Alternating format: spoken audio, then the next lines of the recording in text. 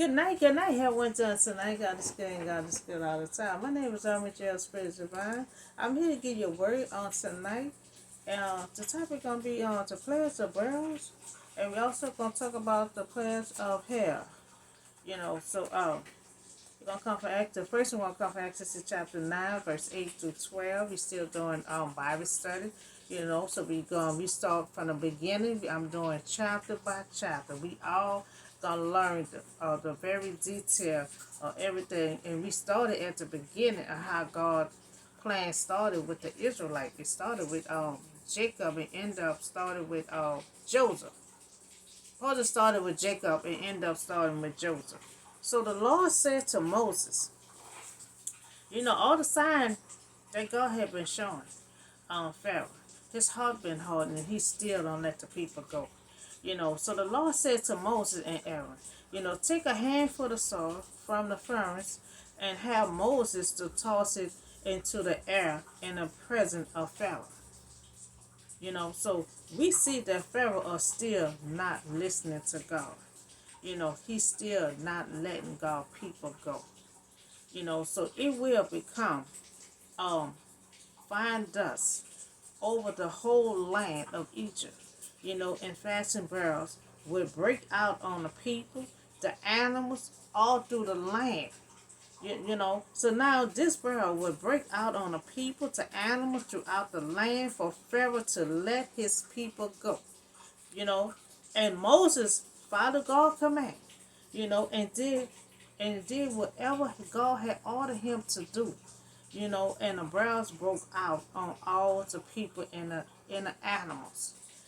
So now every time when God uses power, every time God uses power, he go Pharaoh magician, the, who do the magic, who do the art magic, think his magic.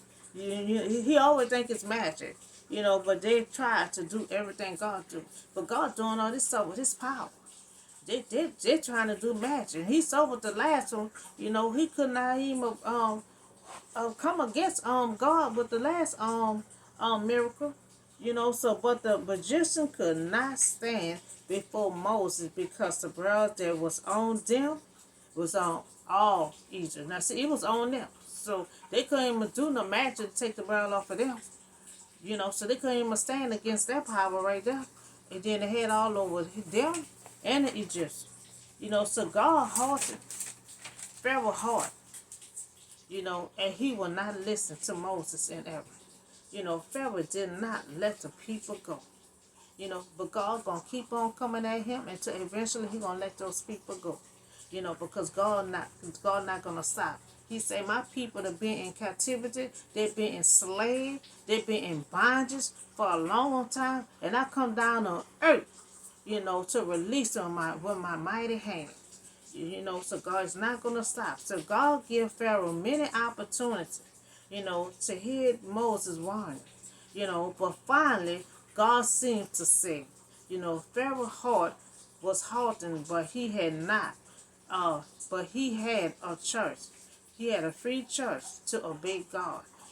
But he resists God's command. So God always give us a church. Just because his heart was hardened, he still had a place in his heart that he could have chose right from wrong. But he chose to keep having his heart hardened like that, to not let God people go. So long time Pharaoh resisting God, you know, but it ended up him and his people will be under the Red Sea. Now he gonna keep on resisting God, from releasing his people.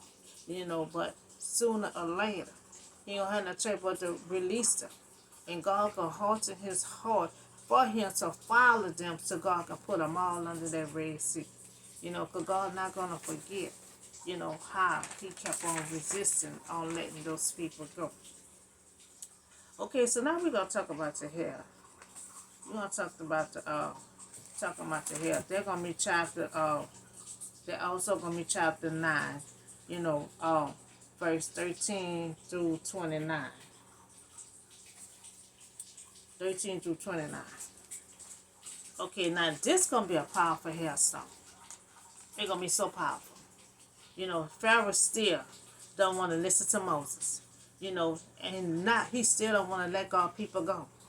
So the Lord said to Moses, you go early in the morning, confront Pharaoh, to let my people go, and if to worship, and God said, this time, you know, I will send a full force of players against him and his people. Now this gonna be so powerful and so strong, but Pharaoh's heart still gonna be hard. So God wants Pharaoh to know that there is no one, like God in all the earth. God will have a place that will have wiped them out on earth. So this gonna be so strong. Now God had a flood back in the day with Noah that wiped all of them out. And Noah and his family was the only one still alive because God saved them. And that's the same situation gonna happen here. God saved them. They was the only one was left on earth. God had wiped them all out. So God said, I have raised you up for this very purpose, that I might show you my power and that my name might be proclaimed in all the earth. Now God said, I had raised you up for this moment. So I mean God had put him all in his plan, in his purpose. That he was going his heart was gonna be halting like that. And that God won't have to keep on showing his power. God showed his power for all the earth to see that he is the mighty God. So he still set himself against, his people, and he would not let the people go. So God said, tomorrow I will have the worst hailstone come your way. Ever falling, it's gonna fall on Egypt. From the day it was found and up until now.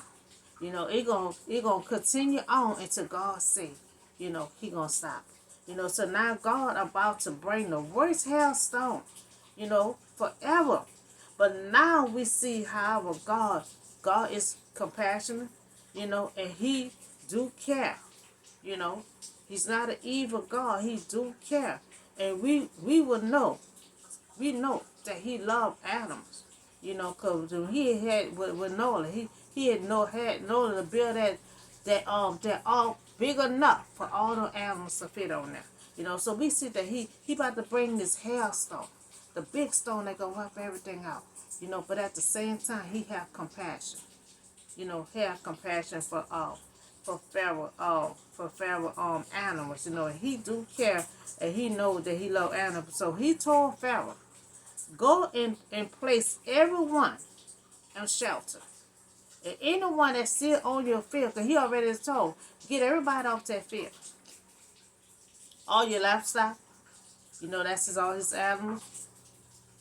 Anything that's in that field, get it out the way. Move it out the way, put it on shelter. Now see, if he was a mean God and he about to wipe it out, he wouldn't have told them nothing. He would have said, okay, have everybody stay in that field and just wipe them out. But he's a compassionate God. And he said, get all the animals, get everything, anything that's in that field, move it and put it in shelter. So God given an order to bring all his livestock, everything that's in the field, and go to a place of shelter. So that's compassionate right there. He trying to chastise Pharaoh, but at the same time, he got compassion on you. Okay, everything that's in that field, go put them in shelter.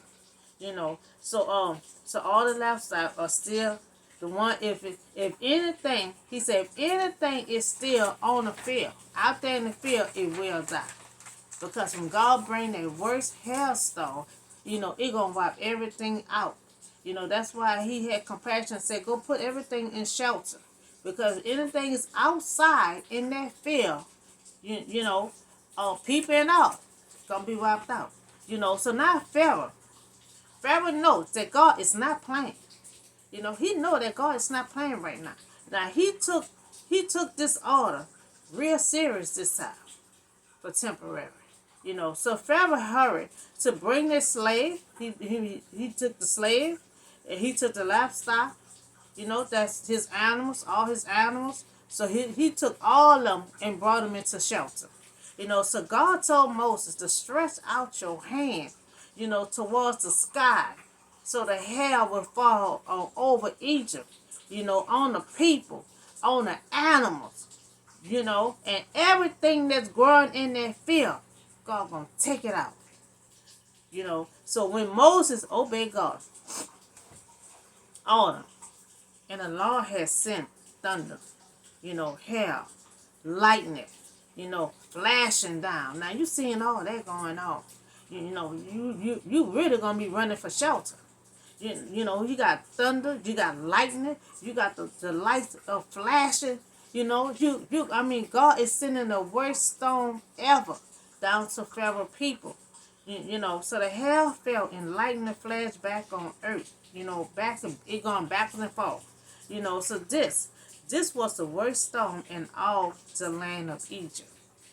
Throughout Egypt, hell had struck everything that was in the field. That's why God said, get everything out that field. Bring it into shelter. So everything was on that field. Both people and animals. This storm of hell had beat down on everything that was growing in the field. And stripped everything. The trees and all. So now the only place it did not hell did not hit the land of Gusa, what the Israelite was living at. So God saved the Israelite. That's his people. So they just like God had saved all Noah and his family. They was the only one left on earth. So God did not let the hail hit on Gusa, because that's what all the Israelite was saying that. So now Pharaoh summoned Moses and Aaron. Now Pharaoh admit. Now he about to admit his sin. Pharaoh admit that this time, he sinned. Now he ain't worrying about the rest of the time. He just said, this time I sinned. That him and his people was in the wrong. Now he admit. Said him and his people was in the wrong. He said, okay, I sinned. I sinned. That he asked Moses to pray for him. Pray for him to go to your God. He had enough of the thunder, the lightning, and remember, it was going backwards and forward. So he had enough of that. So Pharaoh had sinned. So he said, I will let your people go. He said, you don't even have to stay here. I'm going to let you go. He said, I'm going to let you go. Now Moses replied, he said, yes. He said, I will pray for you. He said, I will pray to you, to our God. He said, the thunder will stop. He said, there will be no more hail. Moses know that Pharaoh still don't fear God. Now, see, Moses talking to Pharaoh. See, a lot of times you could just have a conversation with someone, and you could sense that they're not real.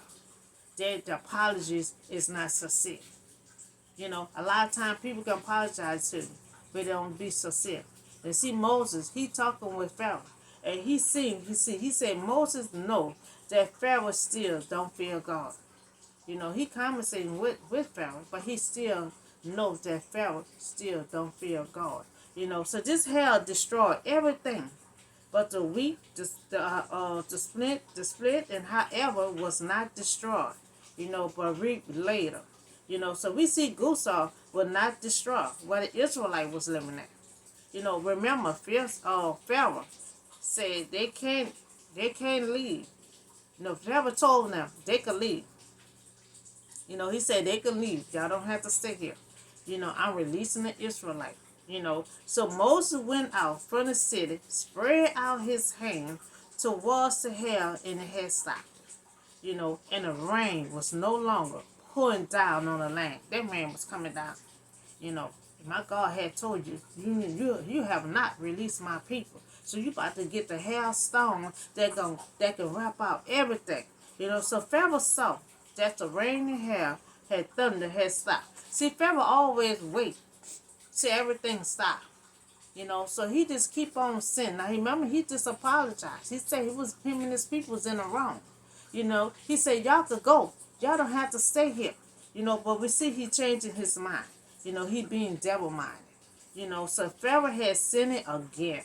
He hardened his heart again. He did not let the people go. He did not listen to Moses. So God rained hell, fire, thunder, flashing lights going backwards and forward. Egypt and the hail struck down on all the crops of the field and scattered every tree. Tree and all had one came down. So the hail is a symbol of God's universe wealth in Revelation. So God had sent down the worst hail of storm ever. And we see that Pharaoh had sinned. He admit that he sinned. He admit that him and his people was in the wrong. But he been devil-minded. Sooner God stopped the hail. Then he decide, oh, I'm not gonna let the people go. And he constantly keep doing this multiple times. He have Moses to pray to your God to stop all this sin. Okay, I'm gonna let your people go. But sooner God stop it. Then he go back and say, he be devil-minded and say, oh, I'm not going to let them go. I'm not going to let them go. He'll look around and see, it's okay, everything stopped, everything back to normal. I'm not going to let these people go. So we talk about this hailstone. For God wanted him to let the people go. But he still, so God said, I'm going to bring this storm on. The storm was so severe. So Pharaoh had said, okay, I said, okay, me and my people, we was in the wrong.